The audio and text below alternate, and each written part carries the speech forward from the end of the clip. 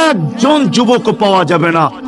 হয় আমি কোনো মতবাদের কথা বলতেছি না, একজন যুবক পাওয়া যাবে না যে সেলুনে যায় বলবে, নবগঞ্জ বাজারে যায় বলবে, বা মাদায়ায় যায় বলবে, বা কুমিল্লায় বলবে, বা যে কোনো সেলুনে যায় বলবে যে তোমার এখানে চুল কাটার বড় ডিজাইন আছে, সমস্ত ডিজাইন আজকে সরাও, আজকে আমি আসছি, আমাকে আমার নবীর তরিকা মতে চুল কাটা দাও। একজন যুবক এখানে পাওয়া যাবে না।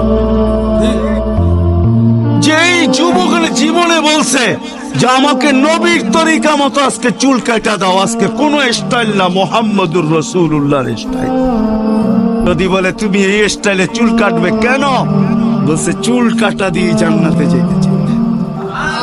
হ্যাঁ হ্যাঁ, সত্য এটাই। হাদিসে আছে মান তামাসসাকা বিসুন্নতি ইনদা ফাসাদি উম্মতি। তামাসসাক বুঝেন? আগে গ্রামগঞ্জে ছিল শাখো। শাখো চিনেন? কয়টা বাঁশ দিয়ে বানাইতো? একটা বাঁশ দিয়ে, ঠিক না? আর উপরে বান্ধা দিত আরেকটা বাঁশ, ঠিক না? দুর্বল মানুষগুলো ওটা দৌড়া দৌড়া পার হইতো, ঠিক না? আর শহরের মানুষ আসলে আগের থেকে পাও কাঁপা শুরু হইতো, কেন হয়তো পার্ক হওয়ায় অভ্যস্ত না, ঠিক না? কি বলেন? 6 জনে মিলা পার করতো, ঠিক না? উপরের বাঁশটা কেন বাঁধা হয়েছে? এই জন্য বাধা হয়েছে যে যদিও সাখর থেকে পাও পিছলায় চলে যায়, তাহলে তুমি যেন বাঁশটা ধরে লটকায়া থাকতে পারো, দূরের থেকে কেউ দেখা এসে ছুঁইটা তোমাকে ওইখান থেকে উঠাইতে পারে, পানির ভিতরে তুমি না পড়ো।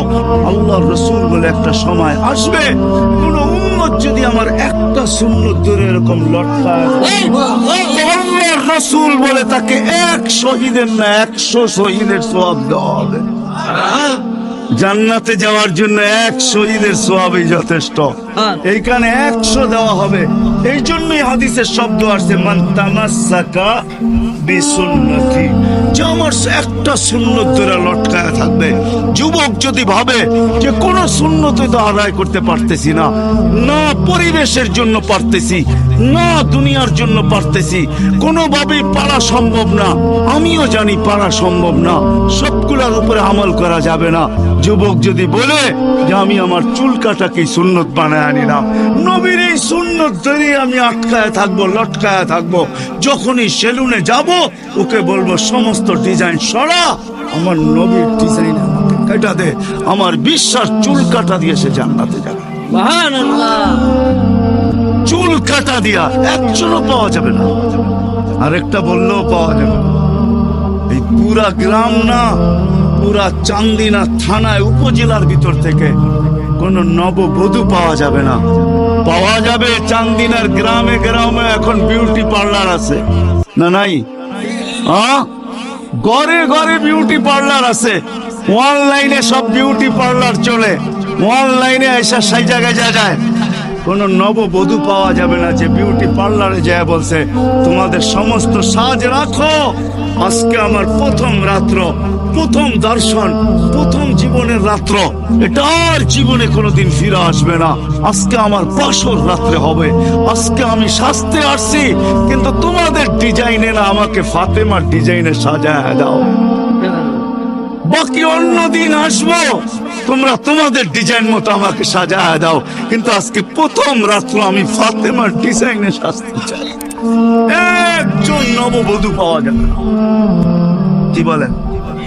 চলে তো যাব, আমি কথা শেষ জায়গায় চলে আসছি, চলে তো যাব।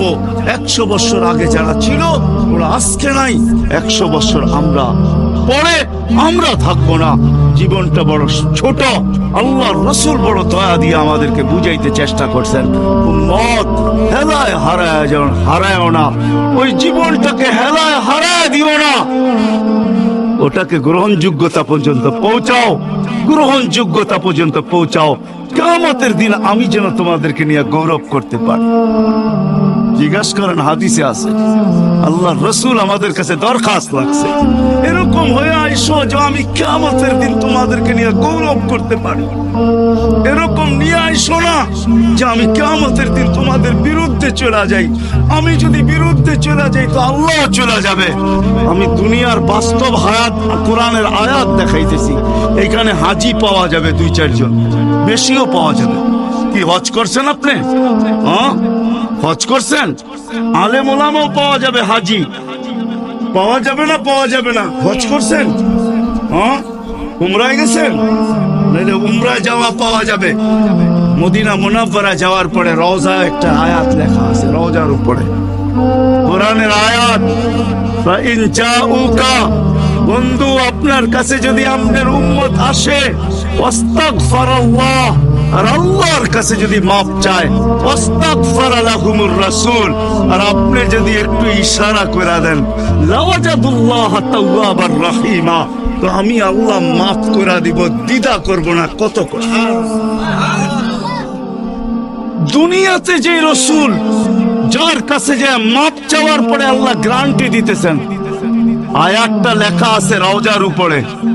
বিশ্বাস না হলে বাড়িতে যায় যুবকদেরকে বলতেছি, সার্চ দিও রসুলের রওজা, দেখবে এই আয়াতটা এখনো লেখা আছে ওইখানে।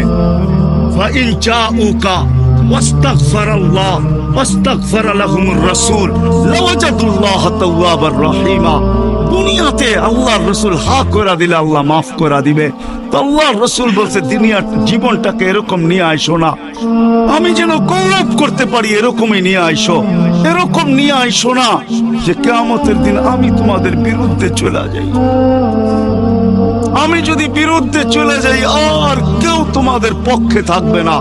এই জন্যই কোরআনে আরেক আয়াত আমাদেরকে চিৎকার দিয়া বুঝাইতে চাইতেছেন, রব্বি ইন্নাকুম ইত্তাখাযু হাযাল কুরআনা মাহজুরা। ও আল্লাহ, উম্মতকে চোখের পানি ঝরায়া ঝরায়া বুঝাইছি। আমি যে চান্দিনার মানুষকে কেমনে বুঝাবো আমি বুঝাইতে পারতেছি না। কেমনে বুঝাইলে আপনারা বুঝবেন? যে রসুল দুনিয়ার থেকে যখন বিদায় নিতেছে, তো জিবরিল আলাইহিস সালাম কাঁদতে কাঁদতে আসছেন। আমি হাদিসকে শর্ট করতেছি। আল্লাহ রসুল জিজ্ঞাসা করতেছে, আতাবকিয়া জিবরিল, আপনি কাঁদেন কেন? বলে আজকেই শেষ দিন, আর কোনদিন ওহী আনার জন্য যাওয়া হবে না। আর ওহীর কারণে যে নৈকট্যময় পৌঁছতে পারতাম, আর কোনদিন পৌঁছতে পারবো না। আজকেই আমার শেষ, চাকরি শেষ, আমি এলপিআরে চলে যাব। ওই নৈকট্যময় জায়গায় যাওয়া হবে না। আর কিয়ামত পর্যন্ত কোনো নবী আসবে না। বিদায় কোনো নবীর দুয়ারে আমার আশা আর হবে না। আজকেই শেষ বিদায়, এলপিআরে যাইতে চলছি। 16,313 জন রসুলের কাছে আমার আনাগোনা ছিল, এই জন্য আমার চোখের পানি। তারপরে জিবরিল প্রশ্ন করছে, ওয়াতাবকি আনতা, আপনি কেন কাঁদেন? আমারটা তো জবাব দিলাম, আপনি জবাব দেন। তো চোখের পানি আরো বেড়ে গেছে। বলতেছে জিবরিল, এক প্রশ্নের জবাব এখনো বাকি। বলছে, সেই প্রশ্ন কি? বলে, ফামান লিবাদি লি উম্মতি, আমার পরে আমার উম্মতকে কে দেখা রাখবে? কে বুকে জড়ায় রাখবে? কে পাহারা দিয়া রাখবে? আমি